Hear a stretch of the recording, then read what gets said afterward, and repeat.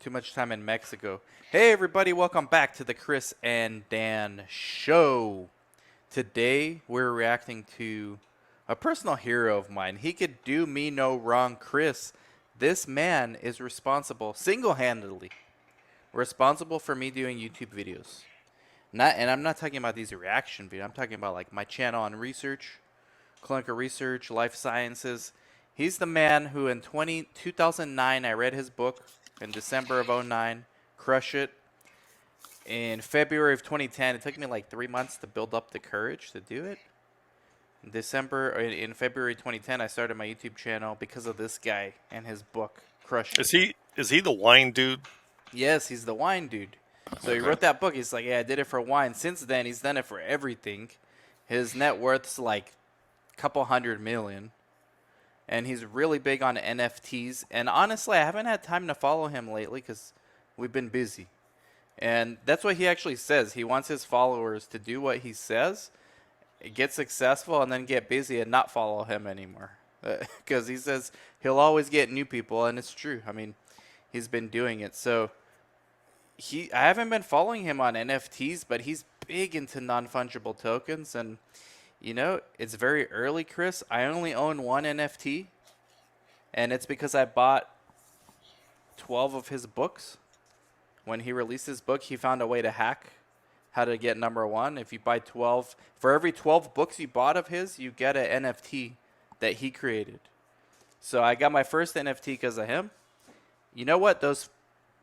I gotta give it to him, man. It's only been a few months. Those 12 books cost me like $270. I gave a lot of people different like gifts for Christmas.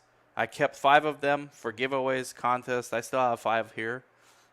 And the NFT's worth about $600 so far. Right now, if I wanted to sell it, that's what I would get. So, I mean, the guy knows what he's talking about, and he's not a con artist. So, a quick background on him. If I recall his story correctly, he worked for his parents at like a wine store or something. His dad had a liquor store. So his dad owned a liquor store. Worked his way from Russian immigrant to like being able to own the store. His dad? His dad.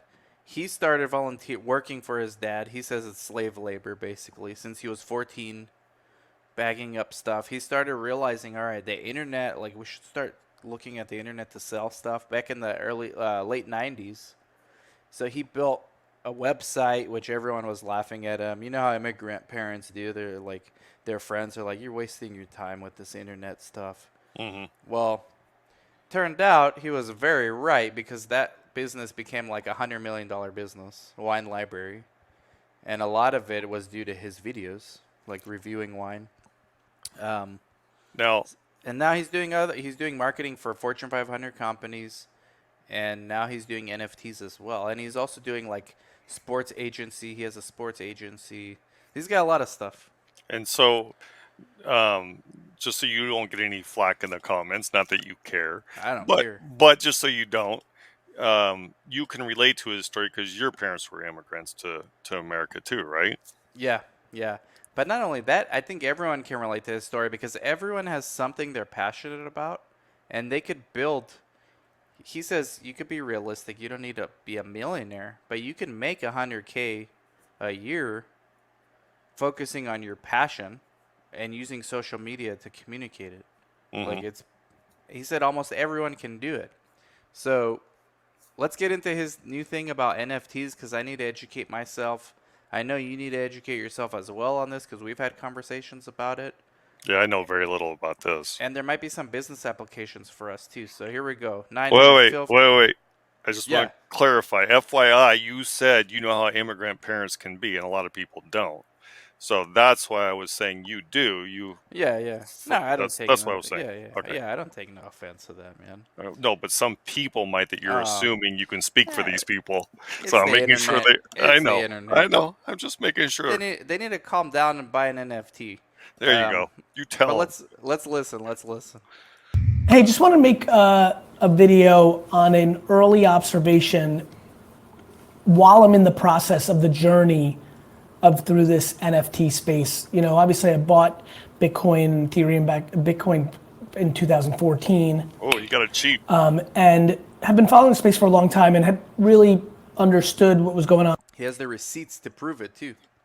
Man, you got it The super BTC, cheap. the 4.3 BTC you purchased are now available on your account in 2014, and he bought more since then too.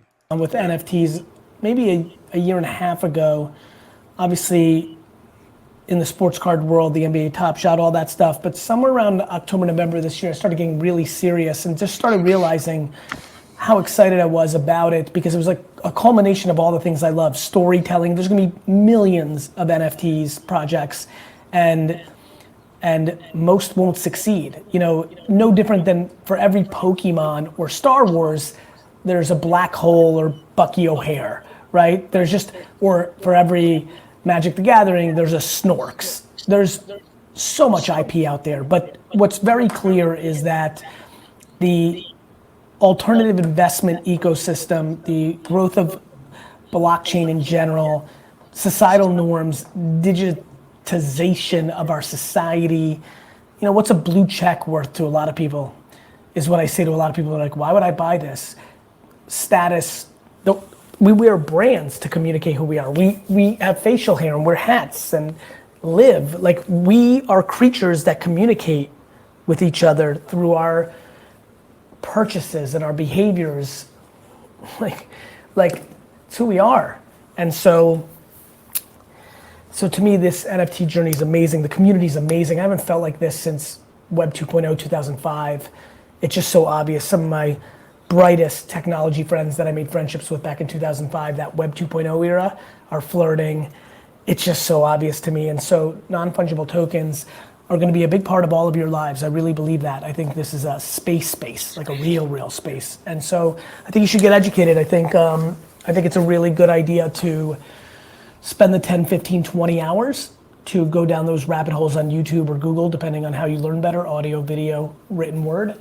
And I'm really excited about it. I'm gonna really go at it, and I'm gonna buy a bunch, and I'm gonna trade a bunch, and sell a bunch, and use a bunch, and really get deep into this community. And so I'm excited, and I wanna excite my community, because I think a lot of you will do well, and this will be the video that you reference in 5, 7, 9 years to being one that got you going in a space that changed your life. So, fun video for me to make. Wouldn't have been able to make a video like this, maybe sports cards 3 years ago, but this is a video I would have put out in 2005 or 6 or 7 around social media, and I did. I do have some of those videos. All right. Anyway, NFT, something that I think. So non-fungible token, that is what, like where you put art and stuff, right? Well, yeah. So there's two parts of it. One part's like an art part, where collector brands. Another part is access to something. Like a biggest example is like concert tickets. So like a key to whatever. A key to unlock access with GaryVee, access to a conference, access to a concert, whatever it may be. Access to buy something first. It could be, and each time, because it's still art, right? Each time it's sold, the creator gets 10% of that price every time the transaction occurs. So this is why, if you were an artist, you would want to do it electronically, right? Because you basically have now copyright payments, right? Whereas if you're Picasso, no such luck. You get paid once, right? Right. All right, so it makes sense from their perspective. And also you can track it too. Well, you can track creations, right, or duplicates or replicas. Oh, it's on the blockchain, yeah. But here it's way more assured that you're getting what. Not that I think that really matters, because is there any difference between the first token or the millionth token? Because they're identical, right? It depends on what the first or millionth does. Well, you'll get into that. If it's an image or something that's art creation, I would assume it's the exact same thing. It's like a PDF file, no?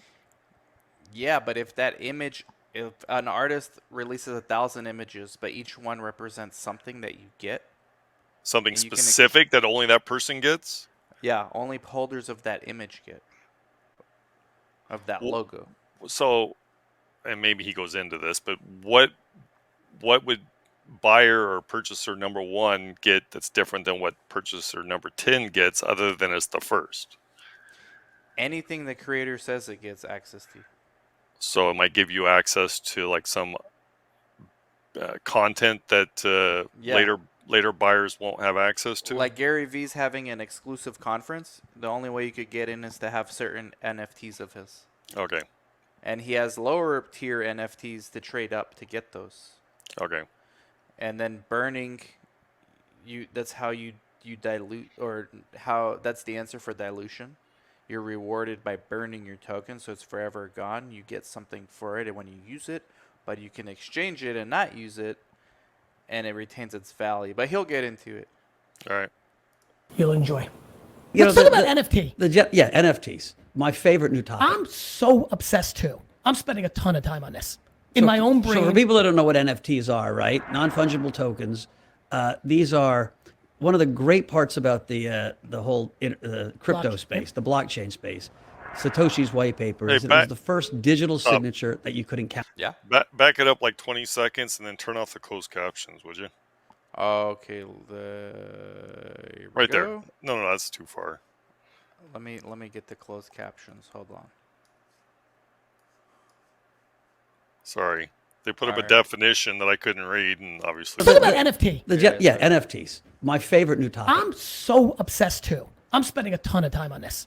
In my own brain. So for people that don't know what NFTs are, right? Non-fungible tokens. These are one of the great parts about the whole crypto space, the blockchain space. Satoshi's white paper is it was the first digital signature that you couldn't counterfeit. So think about what that means. You can make digital art that no one can counterfeit. And so all of a sudden, art gets its value. All right, let's let this ad play out. Chris, that's a lot to digest. What are NFTs? And are they really going to now we change get the the world? ads on the NFTs. You know Look what? how I hot think this so. market I is. think they're going to. From scarcity. And so the blockchain allows you to do that. So now we're going to see artists for the first time ever create art digitally, right? The great artists. They never did before. So you're going to sell digital art. You're going to actually take your phone. You're going to buy it. It's going to go on your phone. You're going to walk home and you're going to throw it up on a giant screen. And you're like, that's mine. No one else owns that thing. That's mine. And so we're going to have collectibles. They're going to create new collectibles, 100%. right? There's going to be, instead of baseball cards that Well, are there's NBA Top Shop. They're so rare. Top It's Shop's happening blowing already. up all Yeah. of a sudden. I'm looking at it every day. And so then there are going to be fractional things that get sold. Well, that's what's happening. The fractionalization of physical things is a game changer. The reason Michael Jordan's rookie card is going to $1 million. Because you can sell 100. Correct. Yes. Because Kenny and Stefan actually want it. I know they do, but they're not dropping $350,000 on a single sports card. Not yet. Not yet. Not yet. And I know them. But would they drop $350 if they knew it was going to $1 million? That's no different than buying a little Tesla and Apple stock. The fractionalization of sports cards is going to get that market insane on the tippy top. And so hang on. You're Do going you get that? You're going to fractionalize Yes. jersey. So you own 1/10,000th of a card. What does that do for you? You can own you own just like you don't have to buy a full Tesla share. You can just like on Robinhood, if you have $100, you buy Get it. $100 worth of That's Tesla. different, though. That's different. That's an investment that you own. Well, I guess you can make the argument that a Michael Jordan card is an investment too, but you don't physically own it. So, and it's Right, just but one somebody card. can own it, make NFTs, and say, hey, only you can. This is all we're selling, and you Right. You own You your own fraction. 1/10,000th or 100th or whatever. Yeah. No, I get that. But there's still somebody in control of that card, the physical card, right? The physical card, yes, it would be the creator.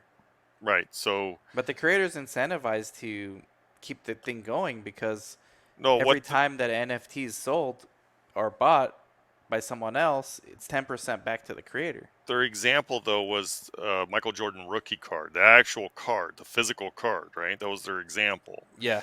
So somebody still owns that card, but they're selling portions of it to others. That's right.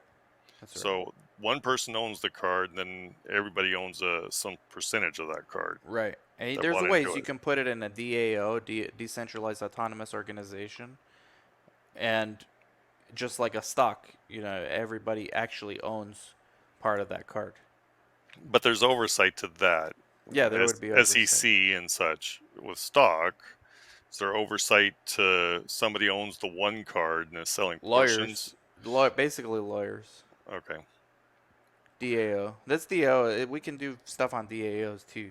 That's All right. that's gonna be big in our space. You're going to fractionalize cars. You're going Correct. to fractionalize all kinds Yeah, of memorabilia is going to follow But even fast. bigger than that are going to be these NFTs. You're going to have I agree. the Super Bowl. We're going to have Mahomes, and I'm going to have an artist do a painting, a digital painting of him, and a rapper, sing a little song behind him, and then he's going to be up there. And you're going to sell that little clip from the Super Bowl done by Chase Hall or whoever the artist is, and people will be like, "Dude, there's only 10 of those," and they're going to buy them, and they're going to keep. I think people need to know how to showcase them. Yeah. The missing piece, just for the record, because I want to clip this one day and say, you know how I like to do my content. In 9 years, I'll clip this and be like, see, told you. You're 100% right in one other man's humble opinion.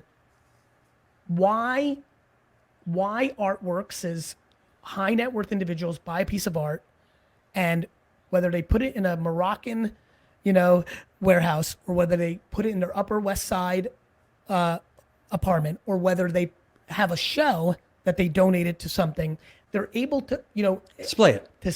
They're going to be and really the reason cool. sports cards is because you take a selfie and put it on Instagram. We love to flex. I'm waiting to understand the flexivization of the NFT, and as soon as I understand it, it's coming. Oh, I'm the least confused of all time. So when you think about NFTs, you mentioned digital scarcity, NFTs. What's going on in that space? It's really early, as you mentioned. I think it's a great area for people to really get tapped into, do some research. What are you seeing? Where can people start to learn a little bit more about that space? I think when you look at that, Bitsky.com is a platform that I think is working. Project. I mean, if you just go to the hashtag NFT on Twitter right now, there's an incredible amount of information. Beeple, the artist, just Google search what he's up to with Christie's.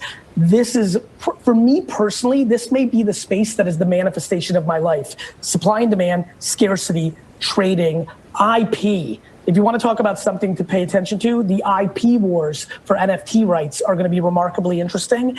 And just the fact that we're living in a digital world. What's a blue check verification worth to a lot of people in the world today? Unfortunately or fortunately, depending on how you want to look at it, quite a bit. And I think with the rise of VR, you could really start to understand why these NFTs have a real shot. And I think that NFT is going to be something coming out of a lot of people's mouths on this program over the next half decade. All right, so let's, speaking of sports, let's talk about NFTs. Tell me what I need to know about Top Shot and just what is going on there, because I'm only 30, but I feel like a boomer when I look at some of this stuff. You know what's so funny? A lot of people are trying to connect their Coinbase to their MetaMask right now, and they're scared, and I keep making fun of them because I'm like, you made fun of your parents for not wanting to put a credit card into a website 9 years ago, and now you're the boomer. There's a lot going on in NFTs. The digitalization of everything in our society, social currency, the reason people care about a blue check on Instagram is the same reason this is going to be huge. IP is going to see an incredible amount of dollars. Artists, both digital artists and music artists, are going to find a platform that is going to allow them to monetize without people sitting in the middle taking a piece of the cut. This is going to be an incredibly big revolution. And, NBA Top Shot is an incredibly big platform because NBA IP is so hot. Sports cards have been so hot. NFT is getting hot. So that was a perfect storm. Big shout out to those individuals. You've got So Rare, which I wrote a tiny $25,000 check into, but I've bought more in the actual soccer cards on there. I think you're going to see a lot about So Rare, talk about giving football's, aka soccer's global footprint. And then you've got the overall NFT market, which is just about to, and I wasn't kidding. This program is going to spend an enormous amount of time this summer, fall, and winter talking NFT. Take your business right, to the next. There you go. Very bullish on NFTs. He certainly is. What do you think? I mean, I probably know just a little more than you do. But I'm a novice also. So sure, I think with all new technologies, many succeed, many fail. So is there is there a possibility that this succeeds? I think more likely than if it fails. So it's certainly, if you're an investor, it makes sense to learn more. Like, who do you like? Let me try to make this. Well, the practicality of it, to me, I question. Okay. So the practicality is probably something that's going to evolve over time. I mean, we can't think of the metaverse because we don't really have it yet. But when that becomes normal in 10 years, and we're literally walking around, and this reaction channel is like me walking into a virtual land and meeting you there, and I'm wearing, like, instead of you seeing like me wearing this, I'm wearing like some cool shit I bought NFT wise, and you get like a Van Halen NFT, right? Something cool. No, I get it. That's one. That's a aspect. completely different universe we're talking about. Correct. Current universe, I don't see the practicality of it, because I think people are going to want to own that Michael Jackson or Michael Jordan card. The physical part, physical card, not the 1/10,000th. But what if you can't own the physical card? I just like don't. Tesla shares, But that's different. I mean, I know it's somewhat the same, but it is different. Because nobody other than the one person can own the company, right? There's many Michael Jordan rookie cards.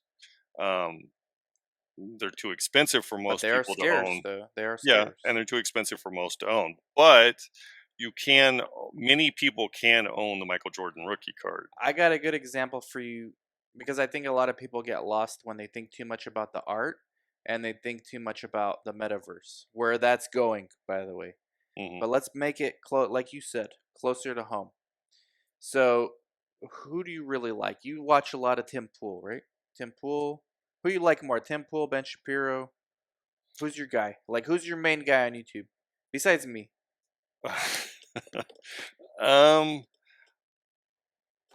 So there's two guys I watch a lot right now. Okay. I wouldn't say I watch all of their content, but probably 75%.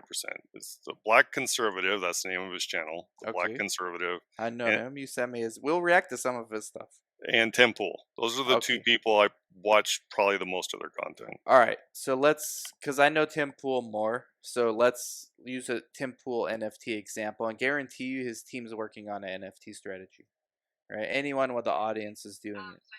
So Tim Pool, the next time he wants to do a conference, right? He's gonna do like a virtual meetup.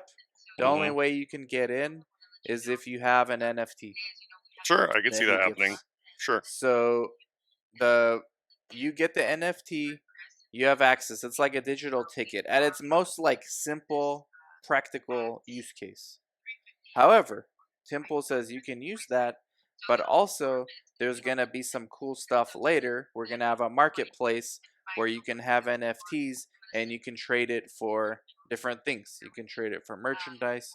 You can trade it for like early access to his next book, autographed. You can trade it for whatever you want. Or like there's use cases for there's more applications than just the admission. There's the admission, which is the practical use, and then there's the collectible part. Okay. So right? I get that. How is that different though from just buying a ticket? The collectible part. Got it, but couldn't you just have like a raffle or just literally just sell whatever it is you're providing at that? So no. Let's say it's not. Let's say the collectible is for an autographed book that Tim Pool wrote, right? Just as an example. But you could just sell that too, right? You don't have to have a NFT to access it. You could just sell the book, and it works the same way. Somebody has to buy it first, though. Like if Tim Pool says, "I'm only releasing my next book autographed copy with this NFT," then no one else can get it. So it's just that someone can get it, and then they can sell it. Yes, and you can buy it. It's just that one person. Yeah, but why not also have the collectible that you can just, if nothing else, just keep forever? Maybe Tim Pool gets really famous. Maybe Tim Pool becomes president in 30 years. And now you have an NFT, it's like having a Jordan rookie card. So and all that other stuff. I get all of that. I get all of that. where I'm kind of missing the point here is where's the benefit for Tim Pool? Because you have to spend money to create the NFT, Yeah. Oh and yeah. You gotta mint it. Yeah. right. So doesn't he make more money just by selling tickets and then just directly selling the autograph book? So he initially has it's like an IPO. You release the NFTs, people have to buy it, so he gets all that money. So that's selling it. Now, every time that NFT is traded on the blockchain, the creator gets 10% of that transaction. Every time. That's like the rules for NFTs. So anytime in perpetuity that NFT is traded, bought or sold, someone buys it, someone else sells it, Tim Pool gets 10% of that purchase price of that NFT.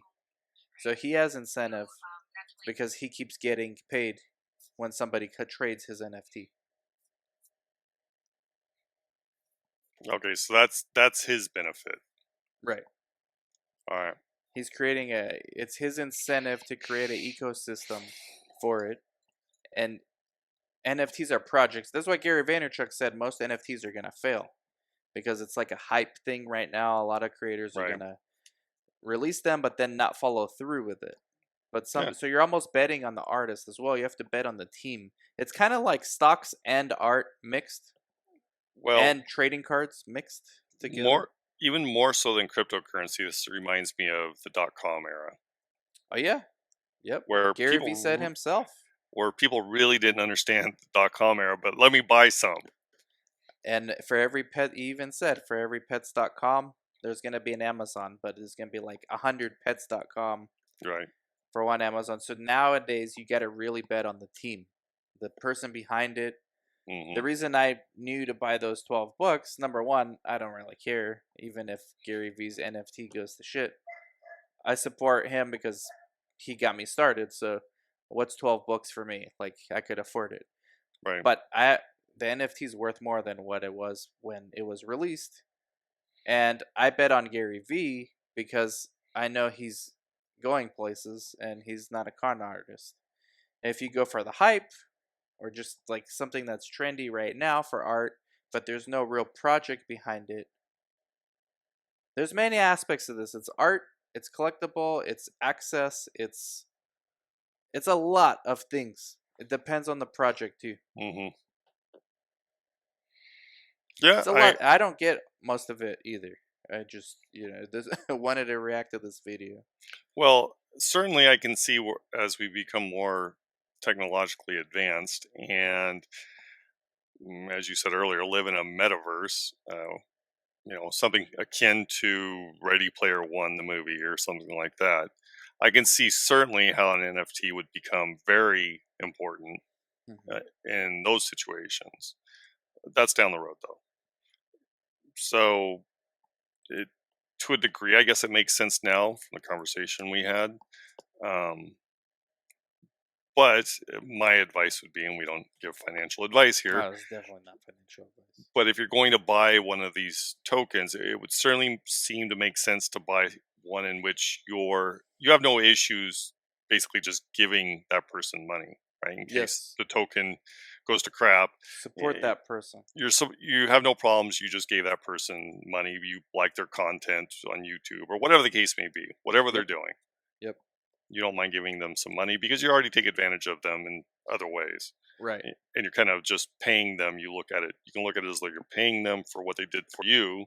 And maybe in turn, their NFT has value at some point. Yeah. We gotta we'll do more videos on NFTs. That one was just like an intro to it. It didn't get very technical, but I'll find some. If you guys like it, let us know in the comments and we'll get into some more NFT stuff. Yeah, sounds good. You buying one yet? I haven't purchased an NFT. I sold all my crypto. I know, but are you buying one based on this video, or no, it's not enough? You need more. I might buy one if it was the right product backed by the right person. Let me tell you, it's not easy to buy either. It's Really? like buying Bitcoin in like 2013, I think. Oh, great. It's not easy. You have to, like he was saying, you have to connect them. I had to get a MetaMask. I had to figure out how to put it like on Token Trove. I know I have access to it because I saw it the other day, but it will take me like 10 minutes to figure it out. You see, that's an eliminator for many people right there. You need a Coinbase for most people. Yeah, but by the time that happens, Bitcoin's no longer $300. It's Right. $3,000. That's very true. Or $50,000. Exactly. Yeah. So it pays So to learn. it does. No, I'm not arguing that. I'm just saying most, and sometimes you can put me in this category, most people are lazy Yeah. at new technology. Well, our attorney won't even buy some of these other coins because he's like, no, it's not on Coinbase. I won't buy it. Exactly. And I'm like, well, it's just Voyager. It's the same thing. Yeah, you just got to make an account. But getting NFTs is way more difficult than that. Right. Which eliminates, I would say, easily, and probably more, 80% of the population. Oh, yeah. More. But that's why it's attractive to many right now. Sure. It makes it cheaper. When it's in demand by the populace, the majority, prices skyrocket. So I'll be honest with you, I'm going to learn a lot more about it this year and maybe buy another 1 or 2 NFTs this year. Yeah. Maybe.